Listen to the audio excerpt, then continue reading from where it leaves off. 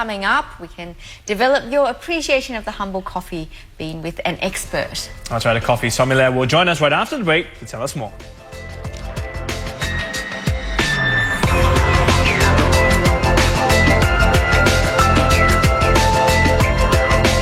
Welcome back. Hope you can join us for a cup of coffee. Yeah. For some people, coffee is just this black brew you have in a cup. But so whether it's instant or freshly brewed doesn't really matter, but much less will they be able to tell the difference between the types of coffee. That's right. What many people don't know is that coffee is much like wine, and just like there are wine sommeliers, there are also coffee sommeliers.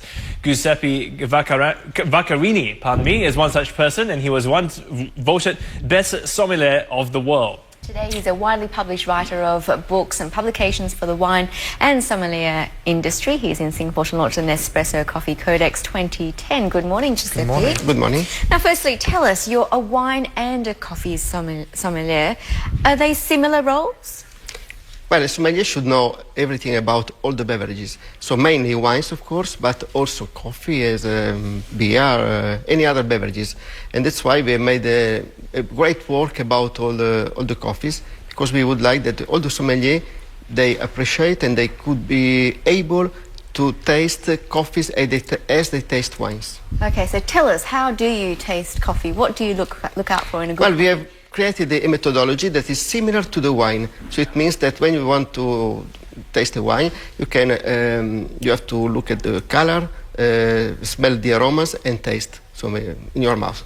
We do the same for coffee, and as we try to do for wines, to understand where they come from, which are the wine varieties, how wines have been vinificated, the vintage, the appellation, and so on. We do exactly the same for coffees. So we try to understand the origins, the variety, the roasting, the blend, well, everything about the coffee. It sounds very similar to looking at wine, but I know when you look at wine, for example, I'm holding this cup of coffee, you also look at like how the color, where, you know, the texture. And I mean, for example, with this cup of coffee, is it good to have, how much, is there a certain amount of foam it should have? Should there be less foam? Well, it's very important to have a great amount of foam or crema, what we call crema, that must have a very nice color, like hazelnut color that is in that one, thick crema, because on the crema there are many aromas, so it's important to have it. Yes, I can smell the aroma right That's the here. crema, right? The foam. Yes, Why is it so important? Is that where you get the aroma? Exactly, you get the aromas, many aromas, so the intensity, the complexity, they are all there. Okay. And of course, through the aromas, you can catch, understand where it comes from, so the variety and the origin. Wow. It's very important. You can tell that from sniffing a cup of coffee. You can say it is from this region. Exactly. Wow. Amazing stuff. Okay, tell us about the Nespresso Coffee Codex. Well, it's a book that we have written. We have written because it was not only by myself.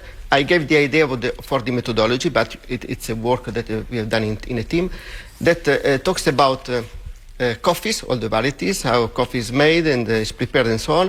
But mainly it's about methodology of tasting, as opposed to just talking about, and how to match coffees with some food, for example, chocolate or some spirits or liqueurs or waters.